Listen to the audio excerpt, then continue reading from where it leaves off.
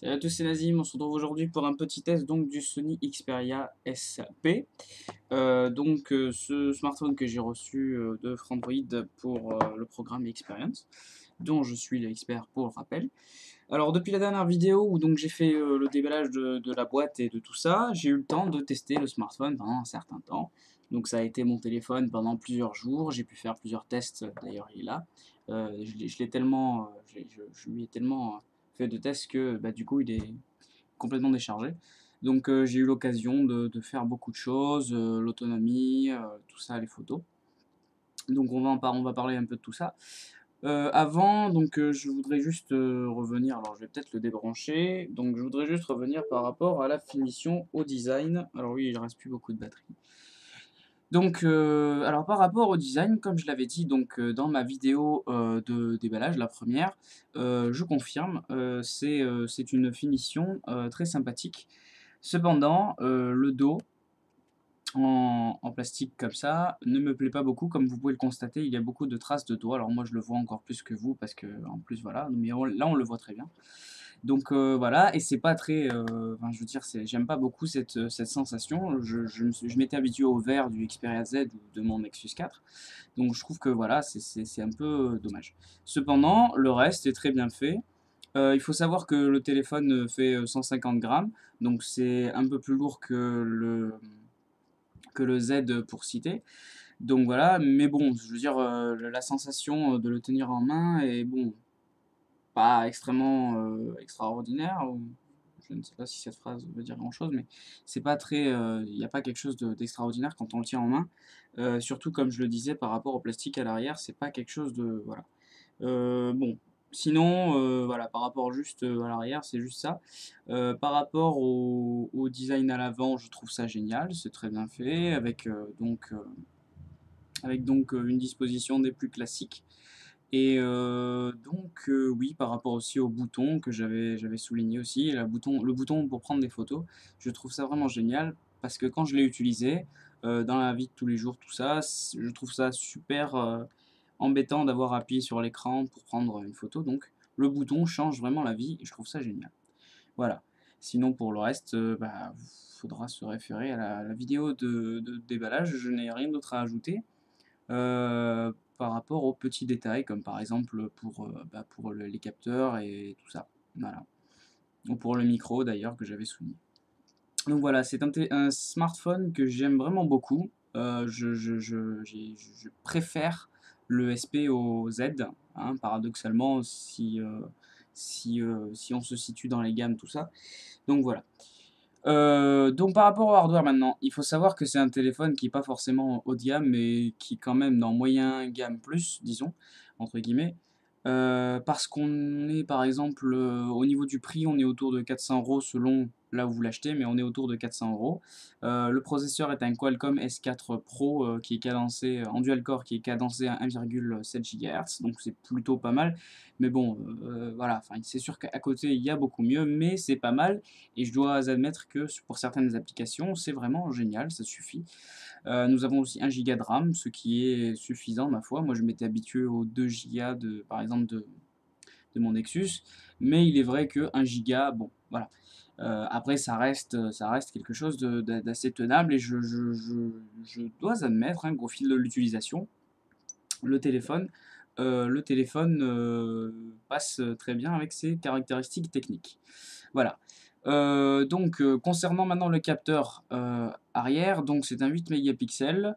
Les photos sont, bah, je mettrai des photos, qui seront donc c'est disponible l'article, que vous pourrez certainement, accéder directement dans la description de cette vidéo. Donc concernant le capteur, c'est un 8 mégapixels qui peut filmer jusqu'à en 1080p, donc c'est en vidéo à 30 fps, donc c'est plutôt classique quoi. Voilà, donc après, la qualité, n'est pas extraordinaire, mais elle n'est pas non plus, des plus pourries, voilà. C'est plutôt moyen, sans plus, voilà. Donc voilà. Autre chose, alors là on en vient à un point très très intéressant, c'est par rapport à l'autonomie. Donc il y a une batterie qu'on peut d'ailleurs retirer de manière très simple. Alors d'ailleurs, c'est le système le plus simple des Sony que j'ai eu à avoir. Donc ici, la batterie donc, est amovible de manière à ce qu'on puisse y accéder, mais pas directement. C'est-à-dire qu'il faut faire quelques petits dévissages. Et ensuite, on a accès à la batterie. Donc s'il y a un problème, on peut éventuellement la remplacer.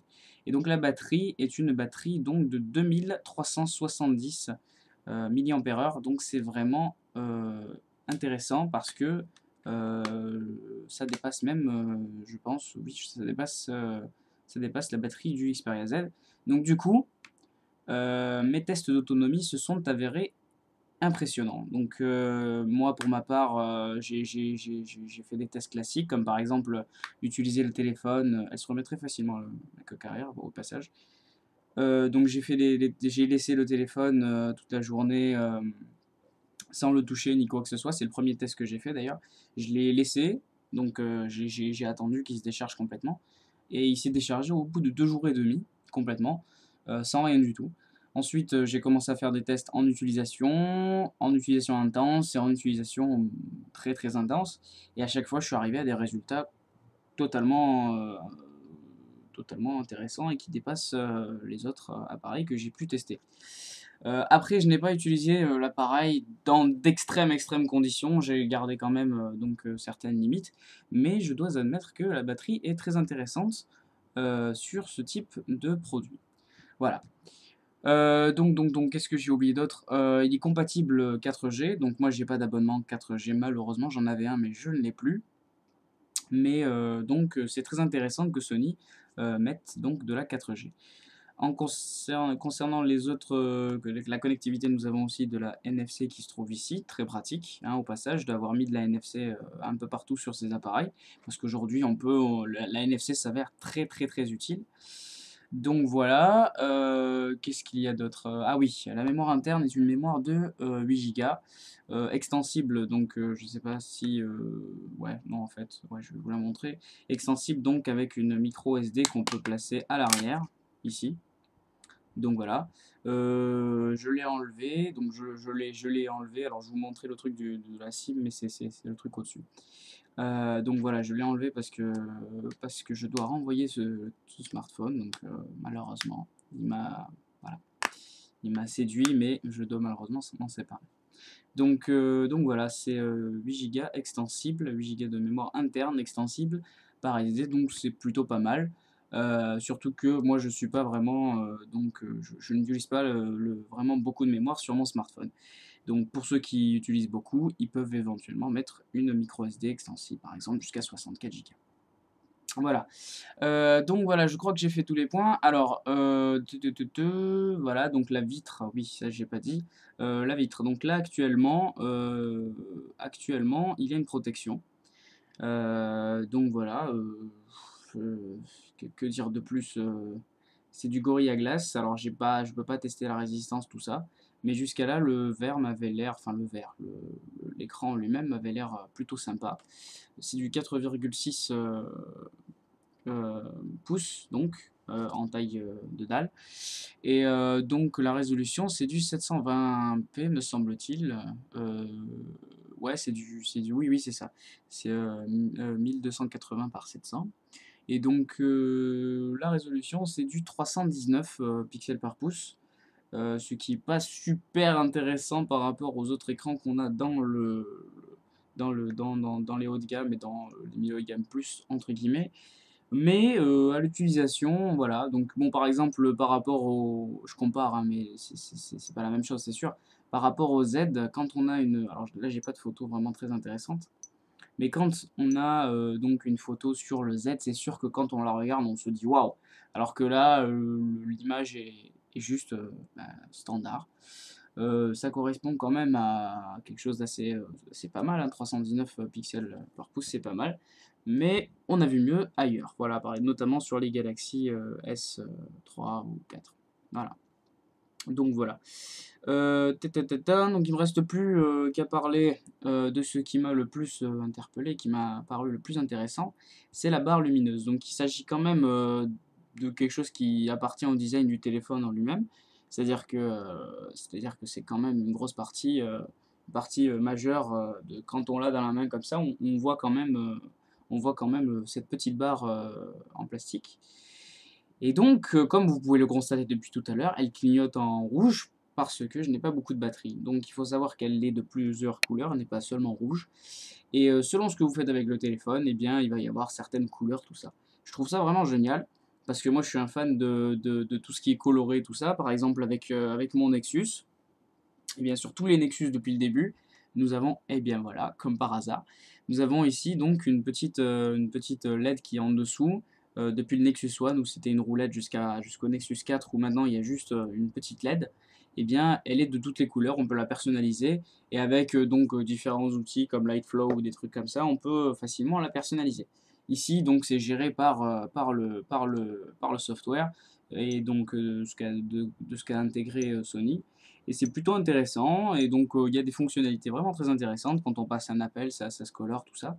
Et il y a un truc qui m'a totalement, waouh, voilà, c'est quand on ouvre donc les musiques. Alors vous pouvez constater ici que déjà, donc là nous avons une couleur bleue parce que nous avons une cover qui est bleue. Et si je vais voir ailleurs, par exemple, là la cover elle n'est pas bleue, mais enfin c'est parce qu'il n'y a pas de cover, donc il l'a mis par défaut en violet. Et donc comme vous l'avez vu, la LED était en violet. Et ça ne s'arrête pas là, puisque quand on met en lecture, donc là juste, il s'agit de moi au passage, c'est un de mes titres, donc ma cover en banane, super. Et donc, quand je lis, alors vous ne le voyez pas ici, peut-être là on le voit, et bien en fait, il prend les graves, me semble-t-il, ouais, il prend les ondes graves, et en fait, il va totalement s'illuminer et de manière à ce que ça fasse un truc assez dynamique. Et je trouve ça vraiment génial. Bon, on va avancer peut-être. Voilà. Ça peut donner un résultat assez particulier.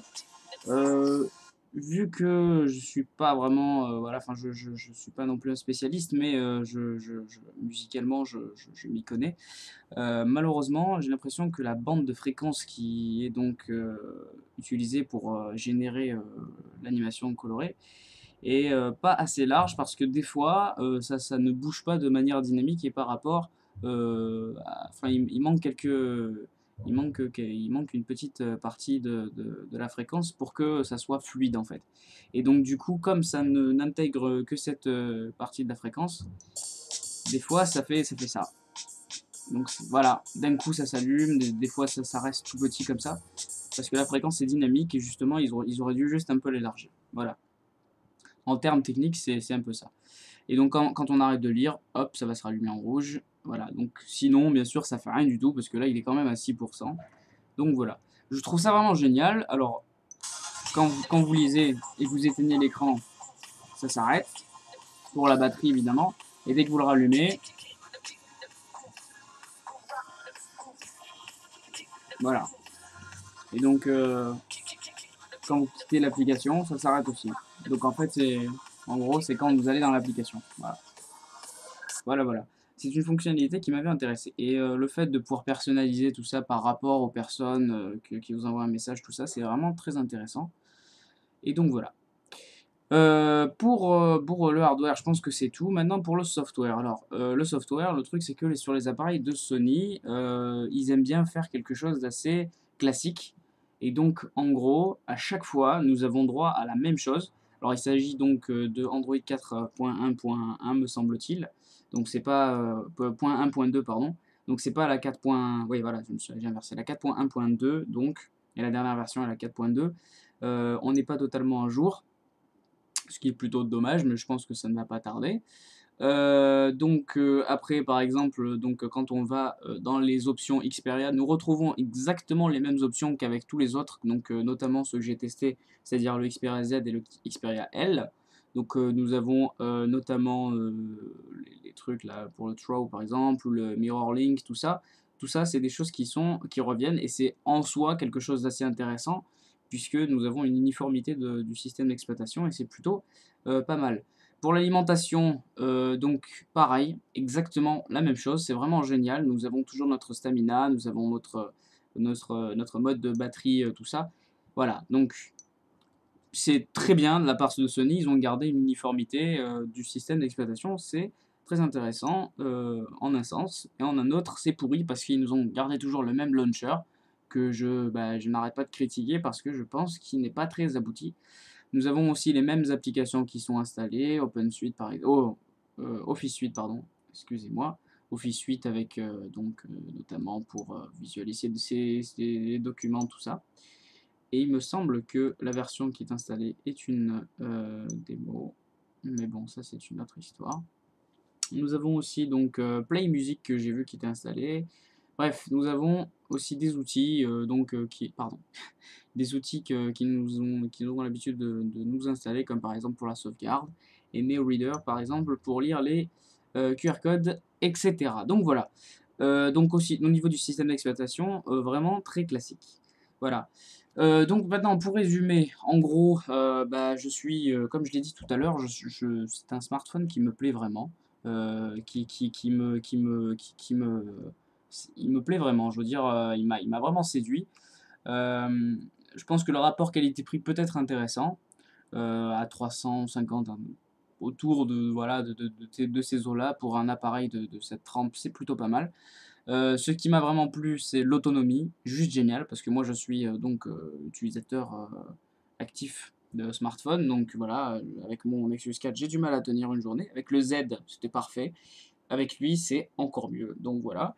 Le bouton, très, très intéressant, génial, qui me permet de prendre des photos directement sans, forcément, avoir à appuyer sur l'écran. Donc on a vraiment quelque chose de physique, un bouton vraiment, intéressant, je veux dire, qui s'avère, vraiment très pratique. Et donc la barre lumineuse que je trouve, très intéressant. Je pense qu'elle plaira à de très nombreuses personnes qui sont fans de petites choses, de petites notifications, tout ça, comme le Nexus. Alors je sais pas comment on pourrait appeler tout ça, mais c'est vraiment des petites choses qui font que c'est personnalisé, que selon, la couleur du truc, tout ça, tout ce qui est coloré, enfin je veux dire, voilà, tout ce qui est personnalisation, couleur, tout ça. Donc voilà. Petit bémol, c'est quand même, la nuit, hein. La nuit malheureusement ça a tendance à éclairer. Le Nexus avait une petite, LED toute petite ici qui s'allume juste un tout petit peu. Heu, voilà, je veux dire de plus, la nuit, quand on le branche, il s'allume pas non plus, il y a pas de LED ou quoi que ce soit. Alors que là, quand on l'allume, il s'allume, hein, et ça peut parfois, voilà. Donc voilà, parce que moi je charge mon téléphone juste à côté de mon lit. Comme le Z par exemple que je mettais sur le dock, il y avait une petite LED. J'ai fini par mettre un petit truc pour, cacher la lumière, pour pas que ça me dérange. Voilà. Donc voilà, un appareil pas mal du tout, je vais lui mettre une bonne note, voilà. Pour pas donner de nombre, je donnerai, une note, bon, voilà, bon plus même. Donc c'est un smartphone que je conseille si vous avez, si vous hésitez, et que vous voulez pas prendre, un smartphone trop cher et que vous aimez surtout ce genre de choses, foncez, voilà. En gros, c'est ça. C'est, surtout pour les couleurs, c'est ce qui sauve, largement le téléphone. Voilà, je vous dis à une prochaine vidéo, j'ai beaucoup parlé, donc voilà, et donc on se retrouve pour un, nouveau test la prochaine fois.